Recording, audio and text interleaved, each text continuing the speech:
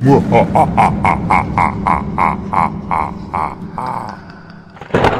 sa inyo, YouTube. J Mike's TV again. Magandang gabi. At ngayon ay nandito tayo ngayon sa balcony. At tayo ngayon ay mag-reaction video ulit ng Goosebump Top 5 Ghost on Camera. Nakikita ng bata ang Mall 2. So look at guys, nandito ako ngayon sa balcony. Tignan nyo naman yung views ko. Yung view ko guys, oh. Ngayon ang gaano kaganda. Ayan o. Pakita ko sa inyo. May tao lang. Ayan o. Tanya. Yan. Nag-uulan ngayon dito guys. So umuulan. Tapos malamig. So anong trip ko? Trip ko ay manood ng reaction video. So guys, magre-reaction video ulit tayo ng Goosebump Top 5 videos. Lamig eh. Nag-uulan eh. So guys, huwag natin patagalin to. So i-play na natin. Enjoy nila kayo dyan. So, let's go. Goosebumps! Sobrang excited kami na sabihin sa inyo na meron na tayong channel membership. Masusuportahan mo na ang channel at magiging official ka Goosebumps family ka din. Lamig guys, magpunta malamig. ka lang sa channel ko at i-click ang join. Kita-kita tayo mga ka-Goosebumps.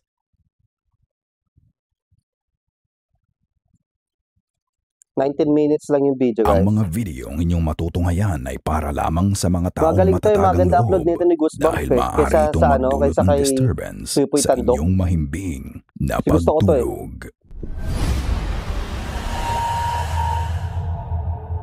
Hindi ko dala yung Top 5 Ghosts yung keyboard nandun, Conante. saka yung mouse. Wala tong play pause. Wala tong Nakakaramdam si Diretso lang Maggie to. ng mga kakaibang bagay sa bahay niya. Halimbawa na lang ang kusang pagbukas at pagsara ng mga pinto sa kanyang upstairs bedroom. Sometimes the doors get slammed Guys. shut. Noong una, Yan guys, next time gagawin natin sa sa nakakatakot na lugar. Manonood ako ng ganito, reaction video sa madilim. Pero sa loob na ako ng sasakyan na, hindi ako lalabas. So guys, play natin hilang. akala niya dahil lang sa draft. Pero nangyayari pa din ito kahit hindi naman nakabukas ang fan or air conditioner niya. May mga episodes din na nagkakaroon siya ng sleep paralysis. Ngunit hindi siya sigurado kung ito ba ay may kinalaman sa paranormal. Kasama niya sa bahay ang kanyang itim na pusa na si Onyx. Isang araw, binivideo niya ang pagkikipaglaro niya kay Onyx. You can even hear her laugh in the video because she thought her cat was just being funny and playful. But then she watched the video repeatedly. She noticed something that rattled her to the core. Pasok ka na. Wait lang guys ha. Go. Makikita mo si Onyx na nakahiga lang sa sahig habang nililinis nito ang kanyang katawan nang biglang may invisible force ang humila sa buntot nito. Ang pusa ay hinila ng mahigit isang talampakan ng layo. Dahil sa gulat ng pusa, ito ay napalundag at napahis na lang sa kung anuman ang humila sa kanya.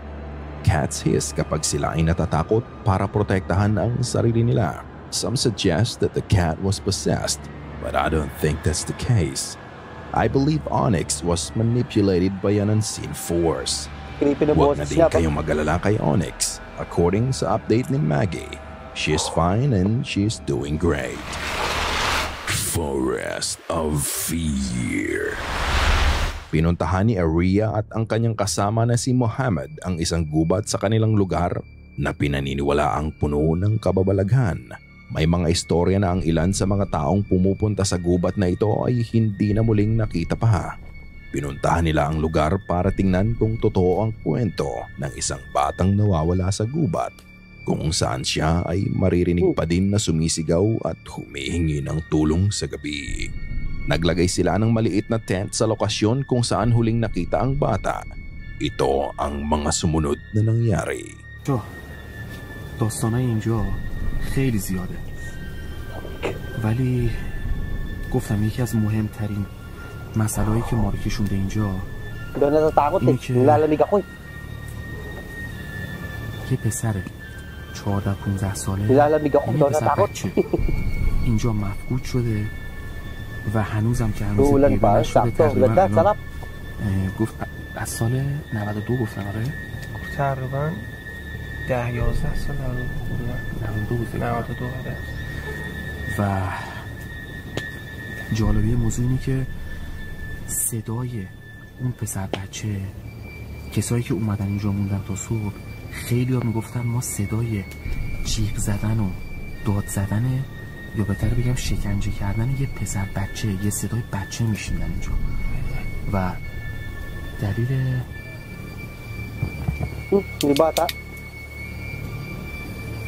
دلیل اصلی که ما اومدیم اینجا هم همینه.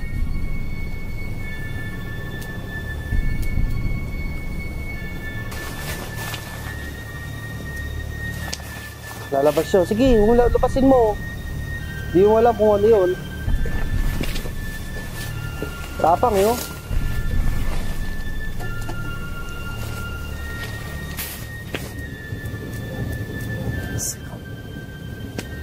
صدا خشکی آتیش عزیزم تو هست.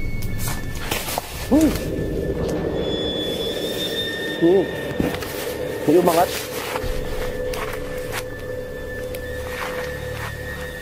چی شو؟ میخزه انگار چیز داره. Tayo ka ba skinwalker yan? چوب داره مثل کشیدن رو چوبه یه همچین حالتی داره. اصلا نمیشه بگی آره چیز داره.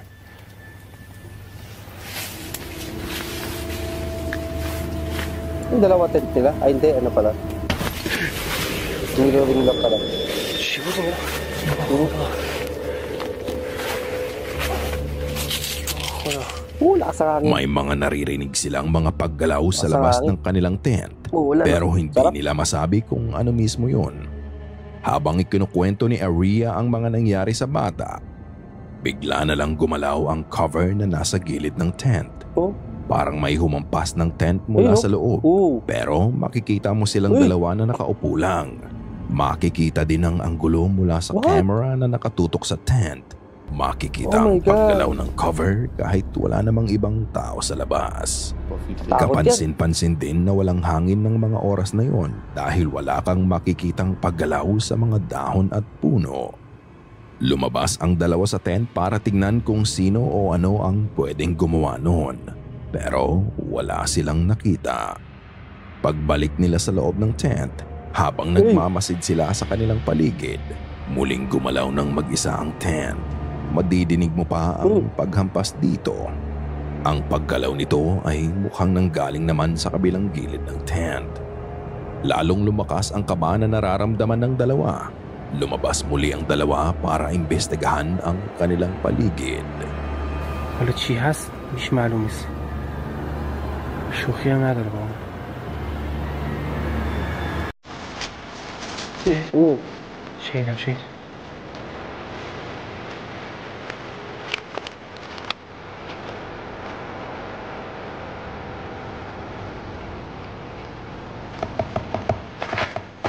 Nagtatap. Guys, gamit kayo ng headset para marinig nyo na maayos. Para mas maganda. Yan o. Ganun. Parang ganito o. Parang ganun. مواظب باش. چی شد؟ بیا. Nagpunta ang dalawa sa malapit na ilog para ipagpatuloy ang kanilang pag-iimbestiga. Nakarinig sila ng paggalaw sa likod nila. Pero pagtutok ng camera, wala silang nakita. Katakataka din na meron silang nadidinig na tapping sound na nanggagaling sa isa sa mga puno nang nilapitan ni Aria ang puno. Bigla na lang may humila sa kanyang body bag. Malakas ang pagkakahila sa kanya kaya natangay siya hanggang tubig. Nagmamadali silang bumalik sa tent pagkatapos ng mga nangyari. Kung ano man ang mga espiritong nasa gubat na yun, halatang ayaw nila kay Aria at Mohammed. Nang sila ay makauwi at i-check ang kanilang mga footage, meron pa silang nakuhaan na hindi nila napansin. Habang naglalagay si Aria ng mga kahoy sa kanilang campfire, makikita ang isang anino ang mabilis na gumalaw sa pagitan ng sanga ng punong nasa tabi ng tent nila. Ito ay Wow, bahagyang lumipat ulit. kay Aria at mabilis ding bumalik sa likod ng puno na parang Wow, gustong creepy. makita kung ano Ikaw ang natatakot, ginagawa ng nilalamig lang ako. dalawa. Ito din kaya ang espiritu na may kagagawan sa misteryosong pagkawala Okay, no? ng bata ilang taon na ang nakalipas? Nasa inyo pa din ang pagpapasya. Kayo na ang bahalang humusga. Unwanted Companion. Wala Isang katakot dyan. babae ang nagvi-video sa kwarto niya habang siya ay kumakanta. Sabi sa post niya wala naman siyang balak na i-upload ang video sa kanyang social media. Lamig. Kaya madilim at medyo pixelated ang kanyang kuha. Wala siyang nararamdamang kakaiba nung oras na yon. Pero makikita sa mukha niya ang pagkagulat nang makita niya ang isang entity sa likod niya. Saan? Pinakita. Saan? Nang i-zoom out niya ang camera, Makita. nakita niya ang isang entity na naglalakad palabas sa kwarto niya. Oh, Ito ay yun. mukhang figura ng isang babae na may Nakabelo? itim at mahabang buhok. Daan-daan Mahalak itong pa. naglalakad Hindi, belo, palabas belo, ng buhok lang kwarto. pala. Alam ko, Ayon belo. din sa kanya. Hindi siya nakadapa at nakaupo lang siya ng mga oras na yan. Kaya May video pa ba yan? imposibleng paa niya ang Ah, nakita niya pangatlo na to tulad eh. ng sinasabi ng ilang Lamig. skeptics Ito na na kaya to. nakakita ng video niya. Dito niya naalala ang sinabi ng kanyang ina lakas pa na ilang kami. araw bago niya makuhaan ang video na ito. Ang sabi ng kanyang ina, Katakot naman yun. lagi niyang napapanaginipan ang babae sa video na may kasamang kakaibang creature. Hindi niya ito nakikita pero Tingnan mo. nararamdaman ng ina ang presence ng creature na to na nakapaligid sa anak niya.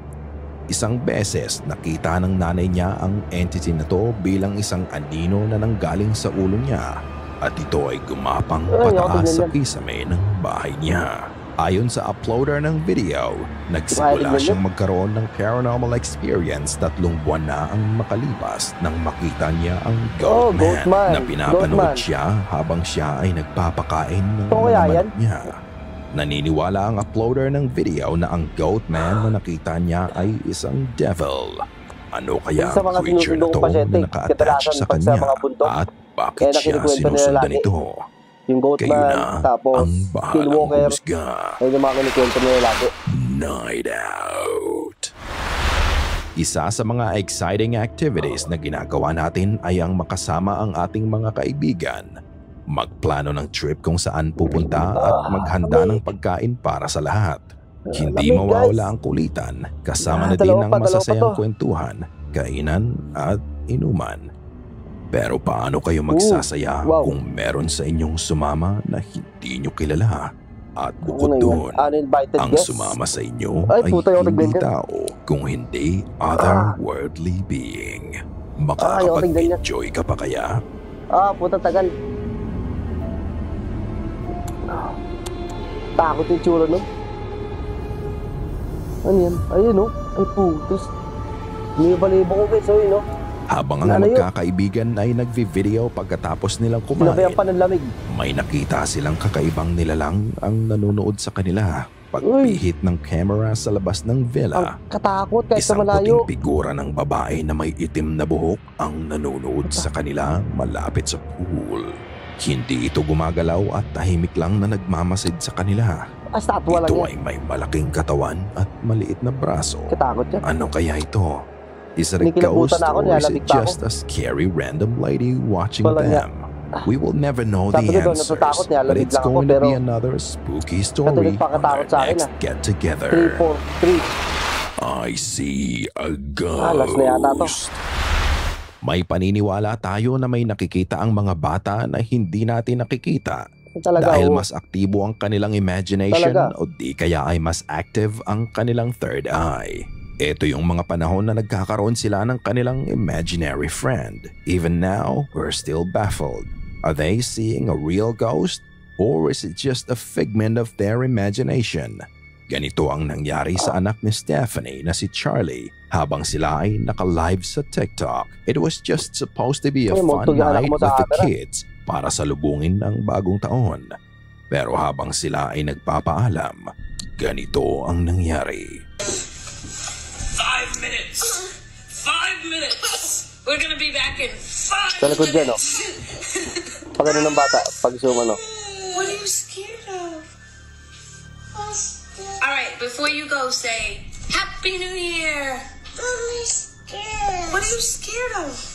I'm scared. Of what?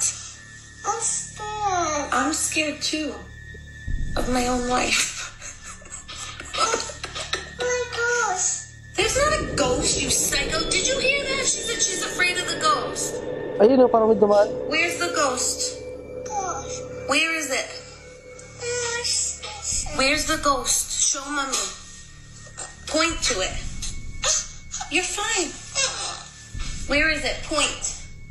Is it over there? Is it over there? Is it over there? Where is it? Gosh. Where's the ghost? Gosh. Where? Ay, Is it turo ng bata. Grandpa? It's not? Hindi raw lolo niya. Lagot. What's the matter? Tak na kanila kumbutan ako dito. Do you see what I deal with? Ano, wala ni Harry. Makikita mo sa simula ng video na nag-e-enjoy si Charlie sa ginagawa nila. Pero biglang nagbago ang itsura niya at sinabing natatakot siya. Makailang beses din na tumingin siya sa likod niya at itinuro kay Stephanie ang nakikita niya. Nang tanungin kung ano ang nakikita niya, sabi May hangin na niya, naman ulit. a ghost. Makikita mo talaga sa mukha ng bata ang takot na nararamdaman niya. Naging mas mabigat para kay Charlie nang i-brush off ni Stephanie ang nararamdaman niya nung oras na yon. Ayun o, Kaya parang ano. napaiyak na lang siya sa takot dahil para sa kanya, totoo ang kanyang nakikita. Ibabahagi ko lang ang nangyari sa akin when I was just around 10 or 12 years old. Isa ito sa pinaka nakakatakot na nangyari sa akin nung bata ako at malinaw na malinaw pa din hanggang ngayon ang mga nangyari. Nakatira kami sa isang lumang bahay sa Nueva Ecija. Dahil sa kalumaan ng bahay ay may mga bagay talagang Takot yung bahay hindi ba? namin maipaliwanag ang nagaganap doon. Ang bahay na yon ay may mataas na bakod at puno ng mga halaman. Isang beses, habang ako ay nakatalungkong naglalaro sa aming bakuran, nagbubuo ako ng tore gamit ang mga malalaking bato. Bigla na lang akong nakakita ng isang pares ng paa ang nakatayo sa harapan ko. Nagtataka kong inisip kung paano nakapasok sa bakuran namin Oh, yun. may lakad sa likod ko. Kaya eh. tiningala Headset ko eh. ang lalaki para makita ang itsura nito. Pagtingin ko, mapula ang balat nito. Walang suot at Ay, may grabe, mahabang baliw ko. sungay. Nakatitik lang siya sa akin. Walang expression ang kanyang Pwede mukha sa ganda ng katawan at bigla niyang inaabot ang kanyang kanang kamay sa akin. Sa katawan ng takot ano, ko sa nakita level, ko, tumakbo ako sa Akala aking ina nagigil, at ikinuwento ang nangyari. Ngunit nang puntahan namin kung saan nakatayo ang lalaking may sungay, ito ay nawala na. Napaiyak na lang din ako sa nakita ko. Matapos ng encounter na yon, 2 linggo, gabi-gabi yun, nakakakita ako ng mga taong nakasilip sa amin sa bintana tuwing alas 12 ng gabi at nakakarinig ako ng boses ng 2 tao na parang nag-uusap. Tama na, Goosebumps. Puta, hindi kilabutan ako. Naging balisa at paranoid na ako sa mga nangyayari. Kaya dinala ako ng aking ina sa albularyo. Sinabi ng albularyo sa amin na nakatuwaan daw ako ng elemento at mabuti na lang daw hindi ko inabot ang kamay ng lalaking may sungay. Dahil kung ginawa ko daw yon, maaaring wala na ako. Nagbigay ng dasal at pulbos ang albularyo sa aking ina at sinabi na gawin niya ang dasal sa lalong madaling panahon at may instructions pa siya na binigay. Eksaktong alas 12 ng gabi kailangang isaboy ng aking ina ang pulbos na kahugis-kus kung saan ko na-encounter ang lalaki. Tapos noon ay kailangan niyang i-recite ang dasal ng 3 beses. Naalala ko lang ang gabi na yon. Nagisinuli ako sa mga nagbubulungang boses. Tapos nakita ko ang aking ina na lumabas. Siguro dito niya ginawa yung sinasabi ng albularyo sa kanya. Matapos ng gabi na yon, parang walang nangyari sa akin. Nawala ang mga taong nakasilip sa bintana at mga bulungan na nadidinig ko tuwing gabi. Nawala din lahat ng mga bagay na nagpapakita sa akin. Hanggang ngayon, hindi ko ba din talaga maipaliwanag ang mga nangyari sa akin pero sobrang thankful ako sa ina ko. Dahil matapang niyang ginawa ang sinabi ng albularyo kahit siya lang mag-isa. Pangako, first and last to, hindi na ako magkukwento. Naalala ko lang dahil sa nangyari kay Charlie So, ano sa tingin nyo? Totoo ang nakita ni Charlie na may multo o imahinasyon lang ng bata? Ito yan. Kayo na ang husga. Buti naman tapos. Sana ay kinilabutan ka sa mga video na aming itinampok ngayong gabi. Buti na tapos na. Kung may nais kang ibahagi, Grabe. bukas ang aming email na goosebumpstopstories@gmail.com at Facebook page.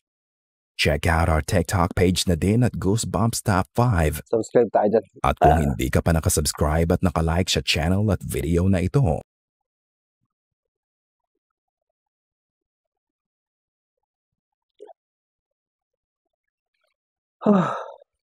So yung guys,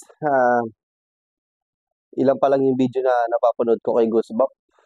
Ayun yung ano, doon ako kinilabutan sa video na yun. Doon ako talaga natakot. Yung part 3, yung ano, yung pangatlo, tsaka yung ano, yung pang-apat.